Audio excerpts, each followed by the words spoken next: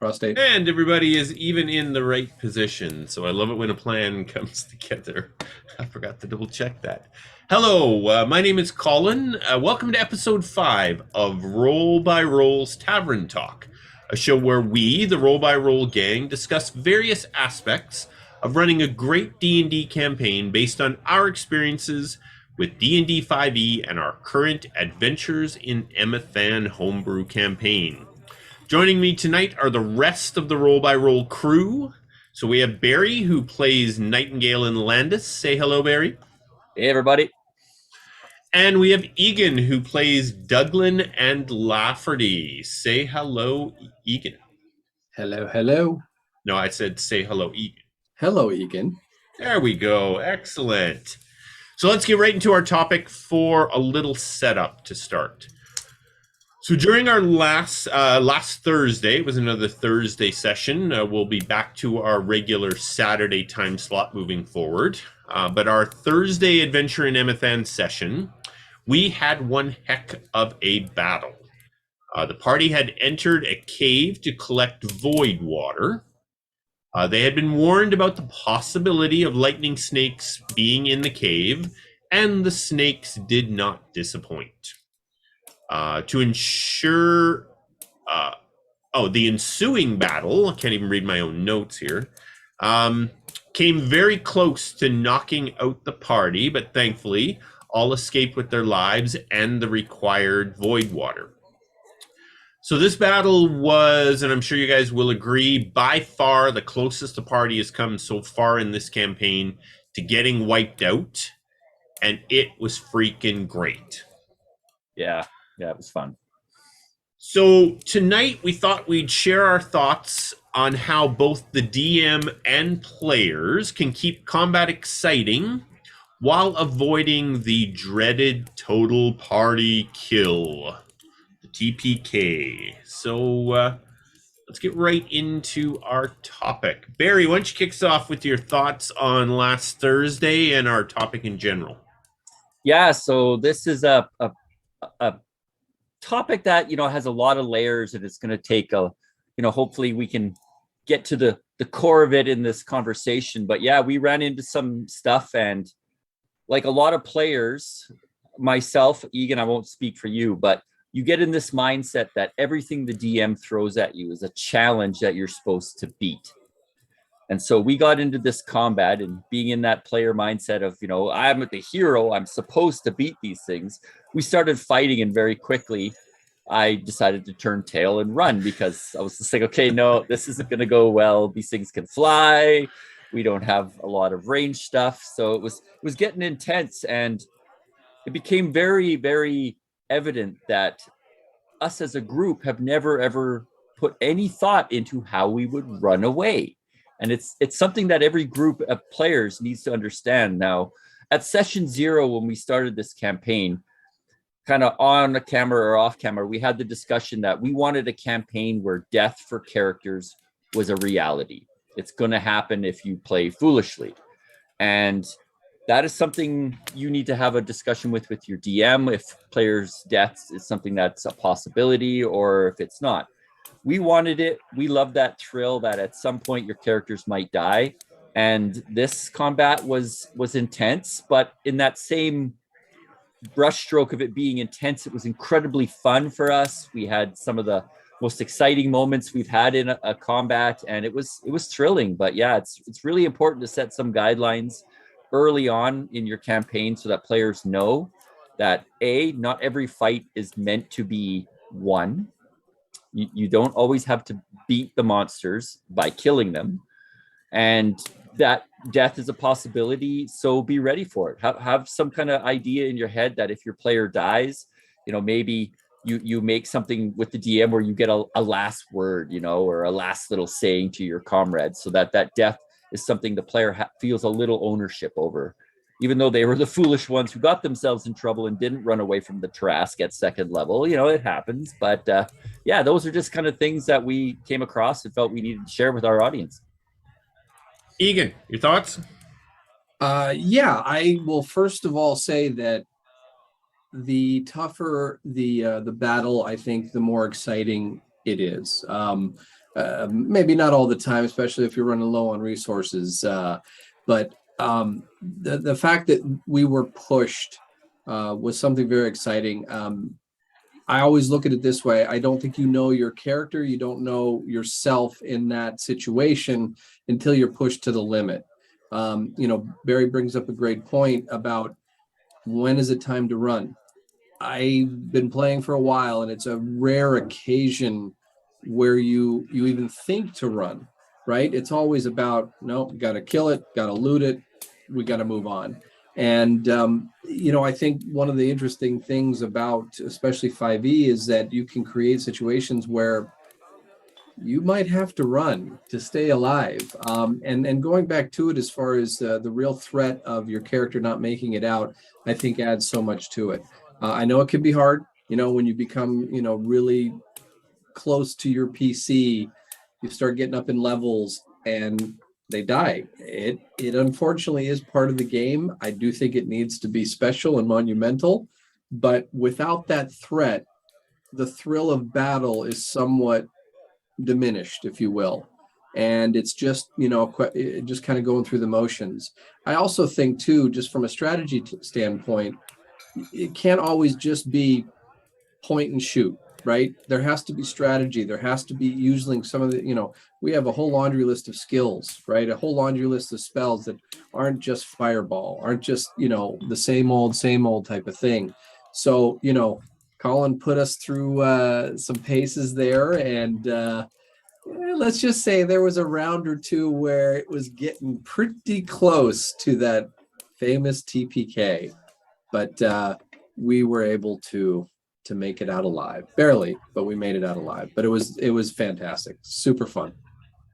Yeah. Now, one of the interesting aspects of that particular battle was the unpredictability of magic that is in the Voidwater Cave. That added an interesting element to it. So, for myself as the DM, putting that encounter together, one of the things that is talked about a lot, is make sure you're balancing your encounter, right?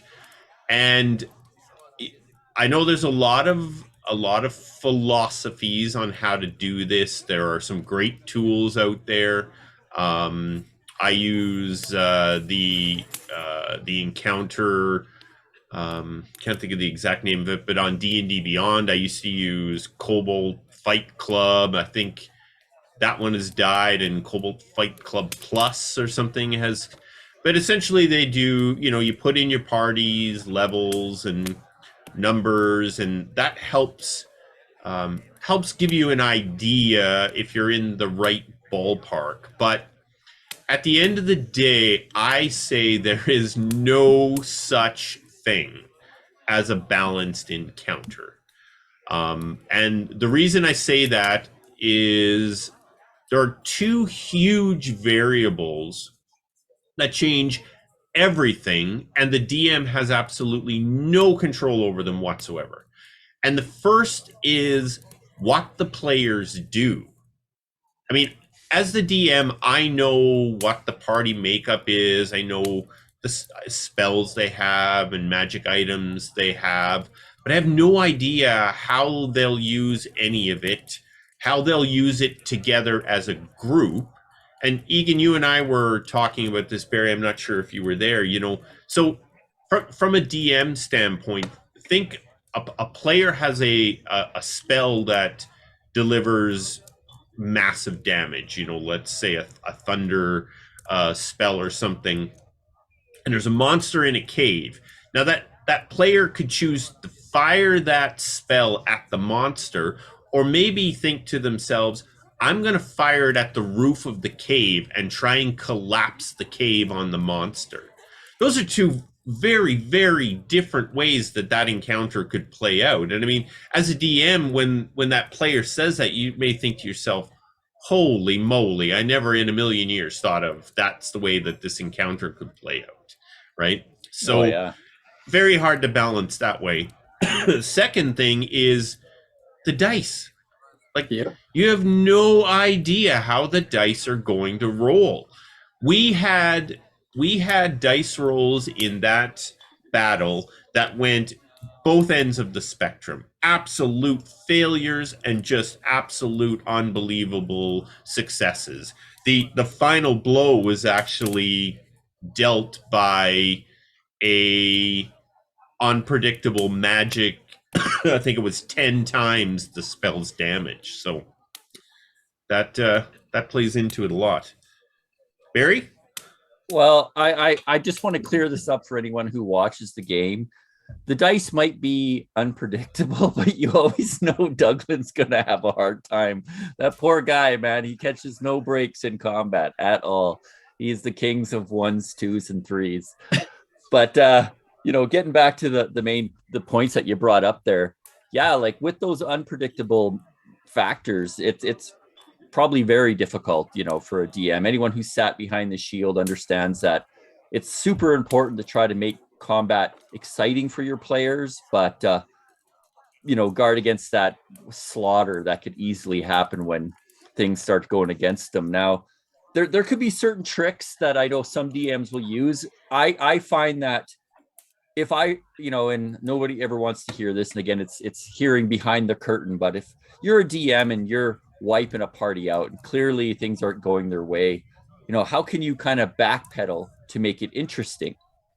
And similar to being a PC and understanding that you don't always have to kill, the same could be for the monsters. If they have any level of intelligence, maybe they decide not to kill the party, but take them hostage.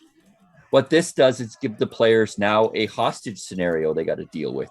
You're a captive. You have all your gear taken away, which in D&D is something that rarely happens. You lose all your gear. Well, now you're in that scenario where you're sitting in your loincloth in a cage, and you've got to try to figure it out. So you've avoided killing the party, but kept the adventure interesting. So there's lots of little tricks that DMs can do to save from the ultimate TPK, but it's one of those things that, like you said, there's lots of resources, but at the end of the day, you've got to really be able to adapt what's going on in the combat and just let the cards fall where they may. If you kill the party and it was all because of dice rolls, everyone's got to accept that was just dice rolls, and that's what we love about this game, is that random element. You're never going to be able to take that randomness out of the game and have it be as exciting and fun. And nor do you want to. I mean, that's why we love this game. Even as the DM, I don't know exactly what's going to happen until the dice get rolled, right? Egan, your thoughts? Well, yeah, first of all, yes, I think this is 3 battles in a row where Douglan has dropped, pop back up, dropped, pop back up, drop, pop back up. Yes, he is your ultimate meat shield. Misses a lot, takes a lot of damage, but I guess he's doing his job. Another thing to mention too in regards to battles and balancing and things of that nature, I know when a DM plays monsters to their, speaking of intelligence levels, it makes it so much more interesting, right? We call it, not every enemy is a zombie that just mindlessly walks towards you and waits to get hit.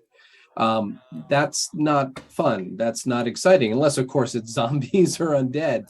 But a lot of these monsters, and let's say you're facing a necromancer or a evil paladin. I mean, they have skills. They, ambushes are set, strategies, things of that nature that, again, push your character to come up with solutions instead of just I run towards the fight, I hit it, and then we're done.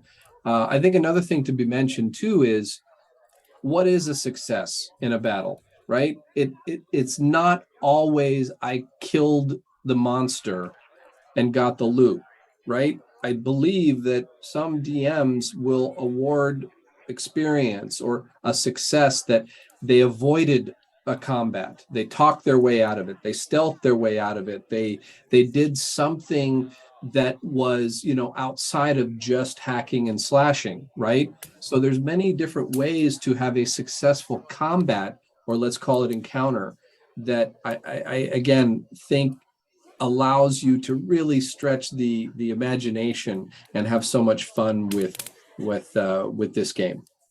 It's hard to deny, though, when the DM asks you to roll for initiative, nothing gets the heart pounding quite the same. Oh yeah.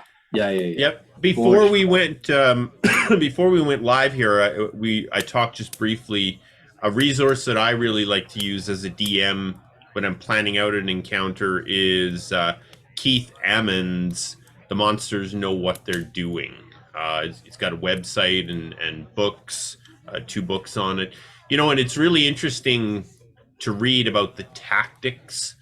And one of the tactics that I think often DMs will forget about is these monsters are not going to want to fight to the death.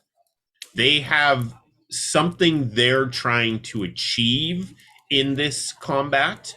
And if it doesn't look like they're going to be able to achieve that, it's perfectly logical that they would try and extricate themselves from this battle, the same as the players are, right? I mean, the players may initially get into a battle and think, okay, we can take this. But then if the battle starts to turn bad, running away is a very viable option, right? Yeah. Oh, for sure. For sure. We had an example in a previous campaign we were playing where we got into a fight with these creatures. I can't remember exactly what they were, but you had some of them run off. And then as a player character, now in the back of your mind, you're like, okay, those things are out there somewhere. So now you're still on edge. And for a couple of hours in that session, I was just like, oh my God, these things are going to come back. They're just setting us up for an ambush. And, so that creates a level of excitement too, like having intelligent monsters that, are plotting against you. They might take off, but they might come back.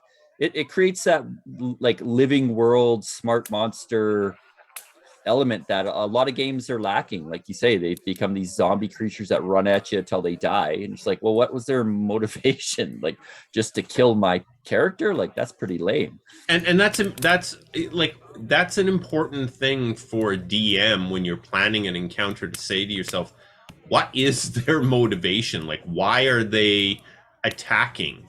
Because if they can't achieve that, it's not likely they'll continue, right? As the DM, with your campaign, I'm, for myself, I'm not trying to kill characters, but we know as a group, and I think it's an important conversation you have during your session 0. It could happen. It could happen, right? But as a DM, you have to be really careful that over time you don't inadvertently develop an assumption within the party that every encounter is winnable. Yeah.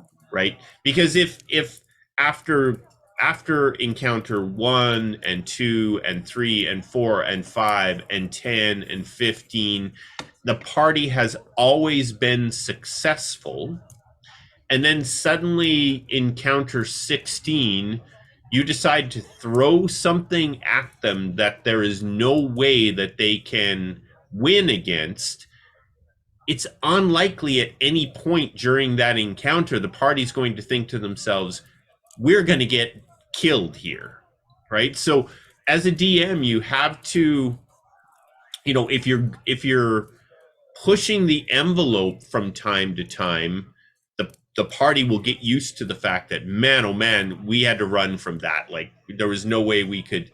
But if you just come out of the blue with it, the party may not even think to themselves, we could lose here because we always win, and it'll be a little disappointing and quite possibly a total party kill if you don't push, if you don't have a combat like we had last Thursday where it was quite possible you guys weren't going to make it out of there. No, and I think too, it's great. Like I want that uncertainty. I don't want to have a predictable combat every time. I mean, and to be fair, we recognized maybe a little late, but we were trying to hightail it out of there. We really were. Unfortunately, Yep. these suckers had lightning bolt right down the pipe, and it hit 2 of us, and then one got super max damage and one of our guys went down, and that just, we couldn't get out. We were trying, to be fair, but that uncertainty, that level of combat, again, we're not playing this game to be predictable. We're literally writing the story as we go, and the dice rolls tell us one thing, the DM is telling us another, our backstories or how we react are a third thing, and all of that is coming together. So for me, for my part, having challenging encounters, I guess maybe we could call them, are something that I welcome. And to sort of segue to death of a character, how do you handle it, right? It's a real possibility. It should be. I mean, it shouldn't be taken lightly. I do remember, and I think it was second or third session, Colin, where a goblin targeted Douglin's horse, Yes. And rolled in that, decapitated it. and decapitated the horse. Had he targeted Douglin is not here right now. Yeah. There was no clerics anywhere and no head to put on. So, yeah, we use, just for clarity, we use critical hit and fumble tables. And a few of the fumble tables and the critical hit stuff is pretty deadly if it happens to come up. Yeah, I think a really good point to bring up for people who are watching this is to understand our campaign is based on the milestone system of level advancement. So we know as a group, we don't have to kill things to get the experience points to go up levels. So that puts a whole different mindset on a player, especially when, if I want to go up a level, I've got to kill monsters. So it really puts them at that, I want to advance, but I got to kill this monster. If I run away, I don't get experience points because I didn't kill it. And for any groups that are finding this a really tough point, as a DM, award experience points to players even if they don't kill the monster. If they put up a really good fight, if it was a good battle and they made strategic choices to run away and save themselves, award them the experience. They won that combat. It's not always about killing the creature. It's about winning, or what is it? You win the battles, but you don't lose the war, or something along those lines, right? So lose the battle, win the war. Yeah, exactly. So, we're at a little different spot. We tend to try to role play heavily. So, if we get into a situation where a monster comes out, if it's intelligent, because of the way we play, more than likely Colin knows we're going to try to talk to this thing first before we go swinging. But had we play an experience-based game, and not saying that anyone is any more right than the others, you'll just have a tendency for your player characters to go charging in, sword swinging, because they want to go up those levels. So it's just something to keep in mind, and I thought would be worth sharing. And can I mention something? Talk about excitement. Colin, you touched on it. Barry rolled or cast a spell. We were in a zone of wild magic.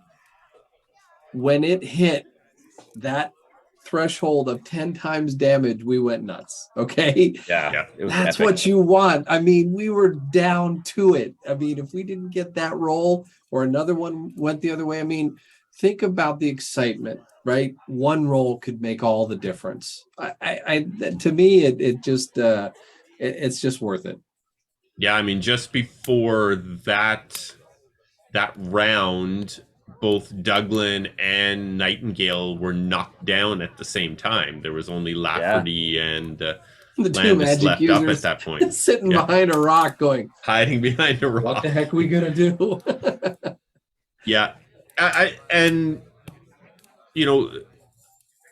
for a DM, there's two things really that I use to try and keep the encounter on the edge. And the one thing is have additional monsters available, right? So if the party just starts to get lucky and they're just bulldozing this encounter, you can add on to the encounter.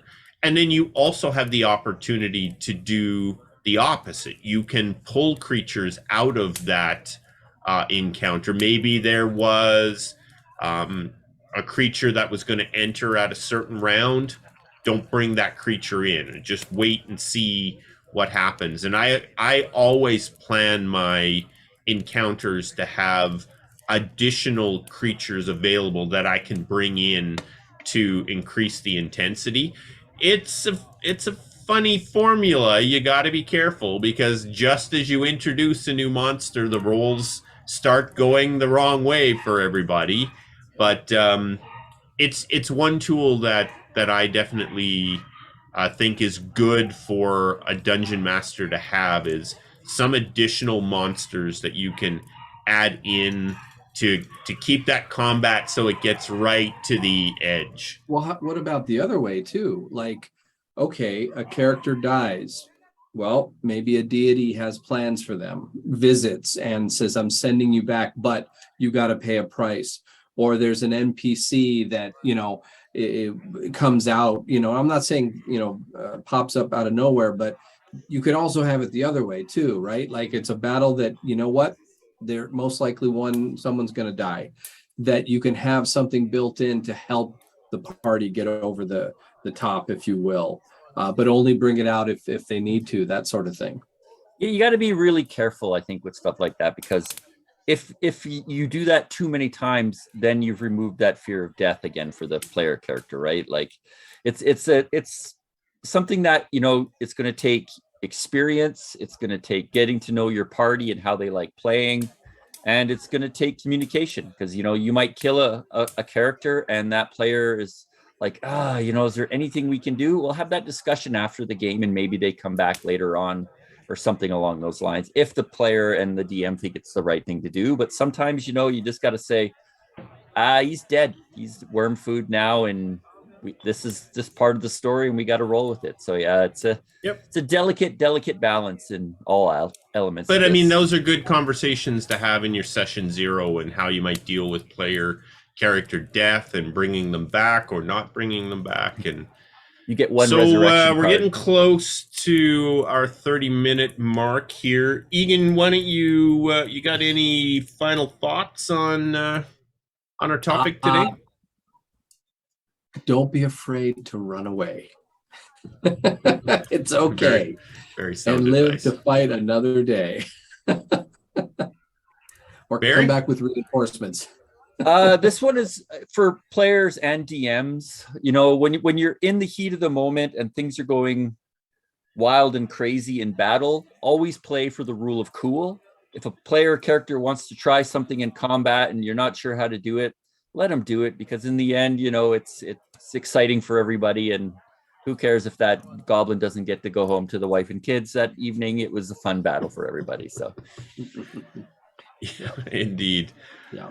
All right, so I think that puts a pretty good wrap on episode 5 of Roll by Roll's Tavern Talk. We hope that you've enjoyed tonight's topic. Tavern Talks occurred the Thursday after each of our Saturday night adventures in Emathan sessions. Our next session is scheduled for this Saturday. Woohoo! yeah, Actually get to play 2 weeks in a row. For those of you watching on YouTube, please support us by making sure that you like our videos and subscribe to the channel. Hit that little bell icon so that you'll be alerted when the next session occurs. So, gentlemen, to end the episode, we'll offer a cheers, as we always do. Thanks for joining us in the tavern, and we hope that you can join us for the next time. Thanks. Till next time.